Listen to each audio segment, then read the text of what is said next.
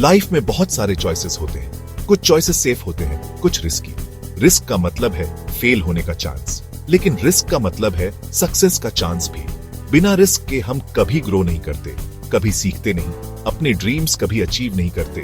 किसी भी सक्सेसफुल इंसान के बारे में सोचो, सबने रिस्क लिया है।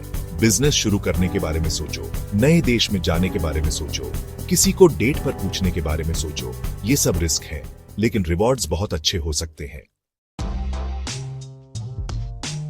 रिचर्ड हैरिस रिस्क को समझते हैं। उन्होंने इसके बारे में एक बुक लिखी, the art of risk. Harris कहते हैं, रिस्क रेकलेस होने के बारे में नहीं है, ये स्मार्ट चॉइसेस करने के बारे में है, ओन्स को समझने के बारे में है और फेल होने के लिए तैयार रहने के बारे में है।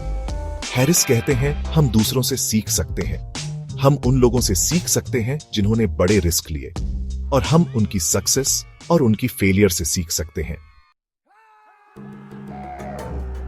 रिचर्ड ब्रैंसन एक अच्छा एग्जाम्पल है। उन्होंने एक छोटा सा रिकॉर्ड स्टोर शुरू किया। उन्होंने इसे $1 बिलियन एम्पायर में बदल दिया। उन्होंने ये रिस्क लेकर किया। उन्होंने एक एयरलाइन शुरू की। उन्होंने एक स्पेस ट्रैवल कंपनी शुरू की। दूसरा एग्जाम्पल एलन मस्क है।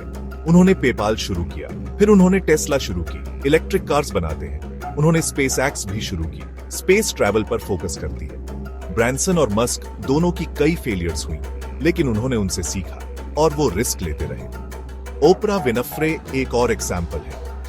वो एक न्यूज एंकर थी। उन्होंने रिस्क लिया और अपना खुद का टॉक शो शुरू किया। ये सबसे पॉपुलर शोज में से एक बन गया। ये लोग सुपर ह्यूमन नहीं है, ये फियरलेस नहीं है, ये बस रिस्क लेने में अच्छे हैं। हम सब रिस्क लेना सीख सकते हैं। छोटे रिस्क से शुरुआत करो, फिर धीरे धीरे बढ़ाओ। फेल होने से मत डरो, फेलियर सीखने का एक हिस्सा है। अपनी गलतियों से सीखो और फिर से कोशिश करो। रिस्क लेना डरावना हो सकता है, लेकिन ये एक्साइटिंग भी हो सकता है। ये नए मौकों की तरफ ले जा सकता है, ये ज्यादा फुलफिलिंग लाइफ की तरफ ले जा सकता है। इसलिए चांस लेने से मत डरो। हो सकता है आप खुद को सरप्राइज कर दें।